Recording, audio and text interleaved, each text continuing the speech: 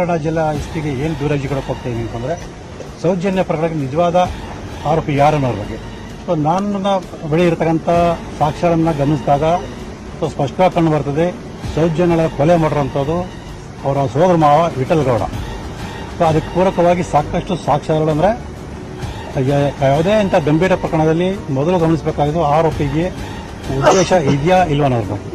So ನಾನು ಮಾಹಿತಿ ಸಂಗ್ರಹ ಮಾಡಿದಾಗ ಸೌಜನ್ಯಗಳ ಜೊತೆ ತುಂಬ ಆತ್ಮೀಯತೆಯಿಂದ ಇದ್ದಂತಹ ವಿಠಲ್ ಗೌಡ ಆಕೆಯ ಜೊತೆ ಅಸಭ್ಯವಾಗಿ ನಡ್ಕೊಳ್ತಿದ್ದ. ಆಕೆ ಮೈ ಮುಟ್ಟುವಂಥದ್ದು ಮತ್ತೊಂದು ಮಾಡ್ತಾ ಆಕೆ ಮೇಲೆ ಆತನಿಗೆ ಒಂದು ಕಣ್ಣಿತ್ತು, ಅಂದರೆ ಆಕೆಯನ್ನು ಅನುಭವಿಸಬೇಕು ಅನ್ನೋ ಒಂದು ಮನೋಭಾವ ಇತ್ತು.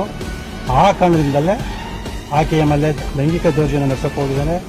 ಆ ಸಮಯದಲ್ಲಿ ಆಕೆ ಕಿರ್ಚ್ಕೊಳ್ಳಕ್ಕೆ ಹೋಗುವಂಥ ಸಂದರ್ಭದಲ್ಲಿ ಉಸಿರುಗಡಿಸಿ ಸಾಯಿಸಿದ್ದಾರೆ. ಅದಾದ ನಂತರ ಆಕೆ ಮನೆಗೆ ಬಂದಿಲ್ಲ. ಮನೆಗೆ ಬರೋಕ್ಕಿಂತ ಮುಂಚೆ ಕಾಲೇಜಿನಿಂದ ಬರ್ತಾ ಇರೋ ಸಂದರ್ಭದಲ್ಲೇ ಆಕೆ ಮೇಲೆ ಅತ್ಯಾಚಾರ ಆಗಿದೆ ಮತ್ತು ಕೊಲೆ ಆಗಿದೆ ಅಂತೇಳಿ ಸುಳ್ಳು ಬಿಂಬಿಸಿದ್ರು ಸ್ಪಷ್ಟವಾಗಿ ಕಂಡು ಬರ್ತದೆ.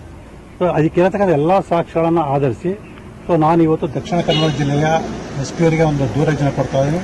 ಸೊ ಅದನ್ನು ಆಧರಿಸಿ ಒಂದು ವಿಚಾರಣೆ ನಡೆಸಿ ಏನು ಸೌಜನ್ಯ ಪ್ರಕರಣಕ್ಕೆ ಇದೆ ಅದರಲ್ಲಿ ನಿಜವಾದ ಆರೋಪಿಯಾದ ಆಗಿರುವಂತಹ ವಿಠಲ್ ಗೌಡ ಮತ್ತು ಆಕೆ ಸಹಕರಿಸಿರಬಹುದಾದ ಇತರೆ ಆರೋಪಿಗಳ ಶಿಕ್ಷೆಯನ್ನು ಕೊಡಿಸಿ ಆಕೆಯ ಆತ್ಮಕ್ಕೆ ಶಾಂತಿ ಕೊಡಿಸಬೇಕು ಮತ್ತು ಈ ಪ್ರಕರಣಕ್ಕೆ ಒಂದು ಇತ್ಯರ್ಥ ಆಡುವ ಮೂಲಕ ಏನು ಇದುವರೆಗೂ ಇಷ್ಟೊಂದು ದೊಡ್ಡ ಒಂದು ವಿಚಾರ ಆಗಿದೆ ಅದಕ್ಕೊಂದು ಅಂತ್ಯ ಆಡಬೇಕು.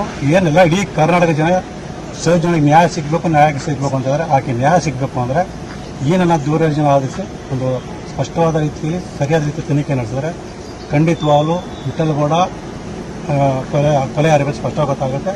ಆದಮೇಲೆ ಆಕೆ ಆತನಿಗೆ ಶಿಕ್ಷೆ ಕೊಡಿದಾಗ ಸೌಜನ್ಯಕ್ಕೆ ಆತ್ಮಶಾಂತಿ ಸಿಗುತ್ತೆ ಅಂತ ನಾನು ಹೇಳ್ತೀನಿ.